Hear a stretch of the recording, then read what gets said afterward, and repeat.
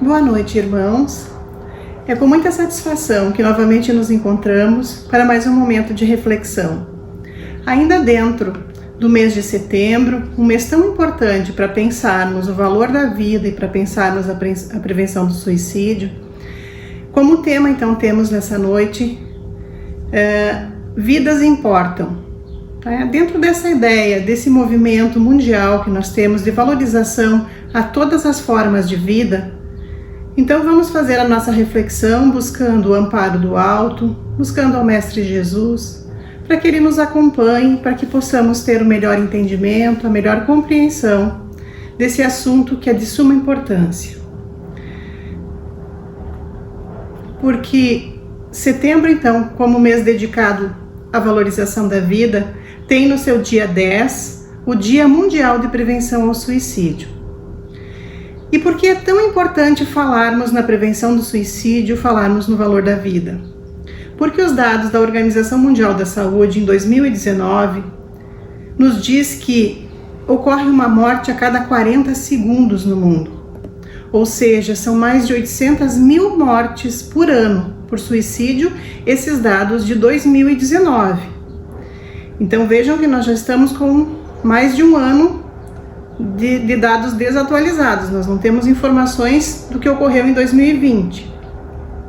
Mas eles nos dizem ainda que para cada ato consumado nós temos 26 tentativas de suicídio.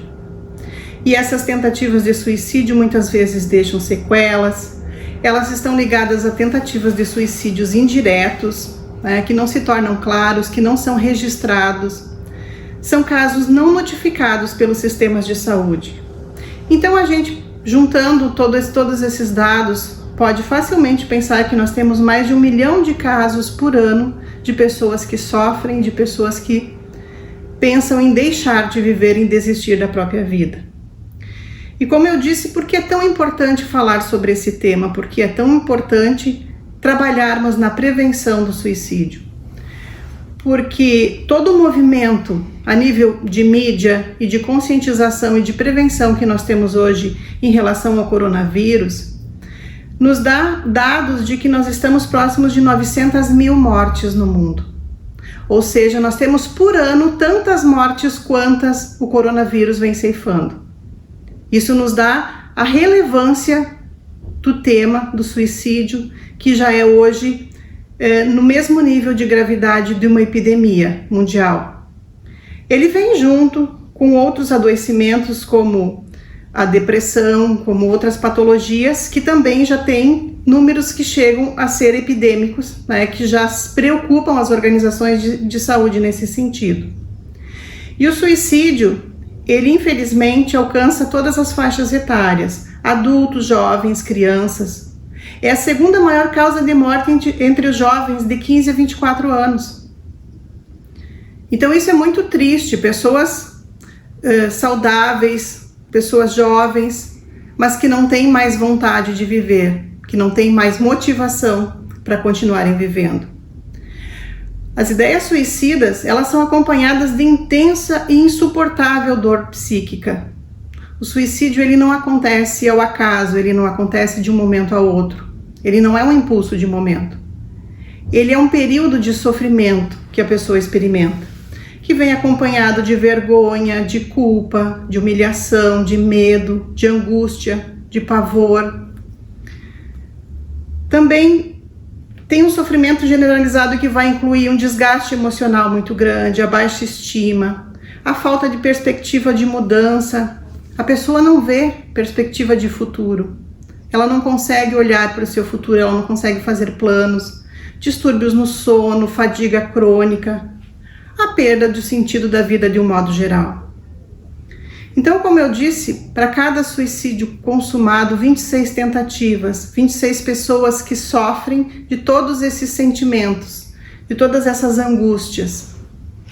E entre as causas mais frequentes está a depressão, ou um estado depressivo, ou outra patologia, como um transtorno bipolar, um transtorno borderline. E é importante a gente entender que depressão é uma doença. Um período depressivo da vida é uma fase normal da vida. Uma tristeza ocasional na nossa vida faz parte da natureza, faz parte das nossas experiências humanas. Então, nem todo momento triste é uma depressão. Quando nós falamos depressão, nós estamos falando de uma patologia, de uma doença, assim como outras. E as patologias, elas têm causas múltiplas. Elas são causadas por fatores biológicos, genéticos, né? Podem ser hereditários, psicológicos, podem ser socioculturais, elas podem decorrer do ambiente cultural onde a gente cresce, das influências do meio onde a gente vive. Assim também, né, como são múltiplas as causas que nos levam a um sofrimento, um adoecimento psíquico, para a gente sair desse quadro de sofrimento, nós precisamos de diferentes estratégias. Nós precisamos de diferentes intervenções que se fazem necessárias. Pois um adoecimento fisiológico, ou seja, o adoecimento que altera o funcionamento do nosso corpo, ele necessita do reequilíbrio através da medicação. Nós precisamos do auxílio da medicação para reequilibrar os níveis de serotonina e de outras substâncias no nosso organismo, para que assim ele volte a nos dar estabilidade emocional. O adoecimento psíquico também precisa ser tratado com a terapia psicológica, porque ela vai nos auxiliar no autoconhecimento, no fortalecimento e na reorganização mental. E a perda do sentido da vida, o vazio existencial que acompanha esse quadro de sofrimento, ele nos diz que é a busca da espiritualidade é que vai nos trazer sentido e valorização para a vida, que vai dar dignidade para o ser. Então, o tratamento adequado, ele deve passar invariavelmente por esses 3 aspectos.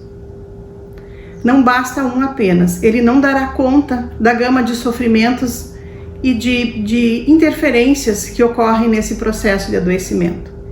Então, nós precisamos buscar o tratamento psiquiátrico com a medicação, o tratamento psicológico com a terapia e a busca de sentido para a vida através de uma religião.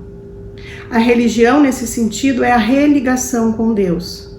Aquela em que a gente se sente bem, aquela em que a gente se sente acolhido. Aquela religião que realmente nos ajuda a fazer esse contato com o Criador, para que a gente se encontre como ser e para que a gente realmente encontre o sentido da nossa existência. Nós, espíritas, sabemos que a vida é única e é eterna, e que ela ocorre nos 2 planos, o plano material e o plano espiritual. Em períodos encarnados, em períodos desencarnados, com diferentes roupagens, para vivermos diferentes experiências corpóreas. E com muita frequência, quando nós temos ciência da vida, que a vida segue após a morte, nós nos preocupamos em como é essa vida após a morte. Para onde a gente vai, como isso acontece. Mas com que frequência nós nos preocupamos com a vida antes da morte? Se a vida é única antes e depois da morte, nós temos que preocupar com a vida. Porque a vida depois da morte é uma continuidade da vida antes da morte. Então nós precisamos viver bem, com qualidade, com sentido, já agora, desde agora. E aí depois da morte nós continuaremos tendo esse mesmo estado de sentimento. E é comum em prece nós pedirmos a Deus que nos dê a vida que nós gostaríamos. E com que frequência nós pedimos a Deus nas nossas preces para que Ele nos ajude a gostar da vida que nós temos? Muitas vezes a gente projeta ideal de vida, a gente projeta situações em que só naquela situação seríamos felizes. Mas nós temos muitas condições de sermos felizes com o que temos. Nós precisamos aprender a olhar para isso, nós precisamos desenvolver em nós a gratidão pelo que temos. E nós podemos pedir isso em prece. Que Deus nos ajude a olhar para o que temos, que Deus nos ajude a sentir amor pelo que temos, que Deus nos ajude a gostar da nossa família, do nosso trabalho. E o sentimento de gratidão vai nos preenchendo de sentido a nossa vida. No capítulo 5 do Evangelho, do Bem-aventurados os aflitos, no texto em que fala o suicídio e a loucura, nos diz que com o Espiritismo, tornada impossível a dúvida sobre a continuidade, muda o aspecto da vida. A existência, ela se prolonga indefinidamente. Donde a paciência e a resignação, então, nos afastam muito naturalmente do suicídio, e donde, em suma, nós desenvolvemos a coragem moral. É dessa compreensão da vida como um todo, como um contínuo, que a gente vai entendendo a necessidade de desenvolver a paciência e a resignação com os fatos da vida, e desenvolvendo em nós, então, essa coragem. Alguns entraves para a conquista dessa vida com qualidade está na ausência da vivência de uma espiritualidade cotidiana. Ou seja, muitas vezes a gente delega esse momento de espiritualidade para alguns períodos da semana. A gente tem que sentir mais cotidianamente o Cristo em nossa vida, porque o Cristo que marcou a humanidade é o Cristo do cotidiano. Os exemplos da sua vivência no Evangelho são todos de situações cotidianas. É da simplicidade da vida que Cristo nos trouxe os exemplos mais ricos. É preciso vivenciar e sentir a espiritualidade, buscar nas orientações consoladoras do Evangelho a coragem moral. E também, no capítulo 5 do Evangelho, no texto Bem e Mal Sofrer, diz: Bem-aventurados os aflitos, que têm ocasião de provar sua fé, sua firmeza, sua perseverança e sua submissão à vontade de Deus, porque terão centuplicada a alegria que lhes falta na terra, porque depois do labor virá o repouso. Então, essa promessa do Evangelho que nos traz a esperança, que nos traz esse fortalecimento da fé e da perseverança, e também desse exercício de humildade que é aceitar a vontade de Deus. Quando nós fazemos a nossa oração e dizemos, seja feita a vossa vontade, que a gente realmente sinta em nosso coração, que aceita que seja feita a vontade de Deus, entendendo que Ele sabe o que é melhor para cada um de nós. Não deixemos nunca de recorrer à prece. Ela é um lenitivo que serve para todos os momentos.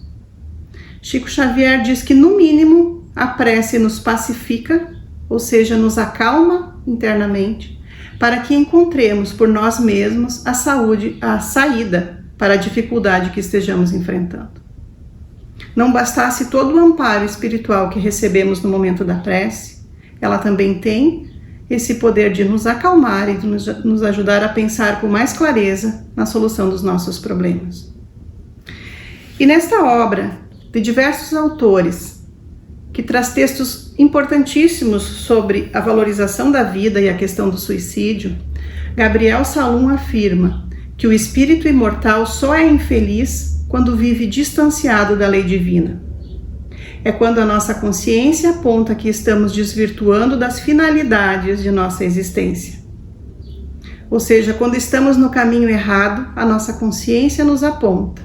A nossa infelicidade, o nosso sofrimento, é um aviso de que nós precisamos corrigir a nossa rota. Então precisamos buscar conhecer e compreender a finalidade da nossa existência. E para isso o Mestre Jesus nos deixou um manual, o Código Moral do Evangelho. O autor destaca ainda que é justamente a educação intelectual e moral, ou a falta dela, que está na base da crise íntima e social que experimentamos. Ou seja, o vazio, a solidão, a depressão. E ele nos aponta caminhos. Diz, a conduta capaz de trazer o equilíbrio individual e coletivo está calcada na ética indissociável da fraternidade e da solidariedade. Mas, se eu já me sinto mal, se eu já estou em sofrimento, como eu vou ajudar o outro? Como eu vou exercer essa fraternidade e essa solidariedade? Eu posso oferecer o que eu tenho, que pode ser pouco hoje, mas eu sempre tenho algo para oferecer em prol do outro. Eu não posso esperar estar 100% bem para depois me preocupar com o outro. Porque enquanto eu exercito a fraternidade e a solidariedade, eu aprendo, eu me conheço, eu evoluo e eu vou auxiliando com o que sei ou com o que tenho. E olhando para a dor do outro, acolhendo, ouvindo, eu vou percebendo que não sou o único que sofre e que provavelmente minhas dores não são maiores que a de outros irmãos.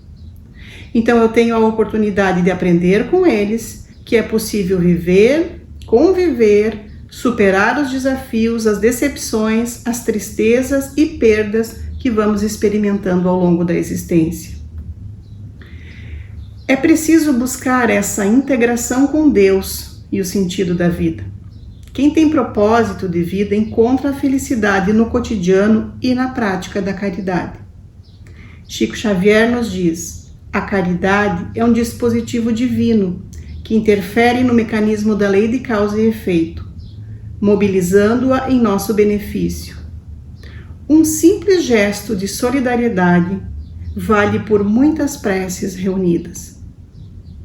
Então, por mais difícil que nos pareça num primeiro momento, nos abrir para o contato com o outro, para ouvir os nossos irmãos de jornada, para estar dispostos a auxiliar as pessoas, ficou muito claro nessas colocações o quanto isso nos vai trazer saúde e bem-estar, o quanto isso vai nos dar sentido e razão para a existência. Vale a pena o esforço, vale a pena tentar, vale a pena buscar formas de fazer esse contato. Estar aberto para ouvir as pessoas vai nos dar caminhos e formas de sermos solidários. E ser solidário é não ser solitário. Então, o sentimento de solidão, de isolamento, de não ser escutado ou compreendido, normalmente acompanha quem tem pensamento de deixar de viver. Então, não fique só, volte-se para o próximo mais próximo.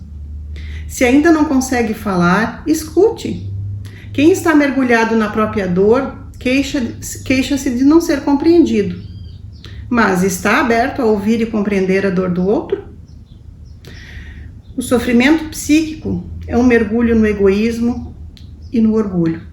A nossa dor nos parece sempre mais importante e não nos interessa a dor do outro.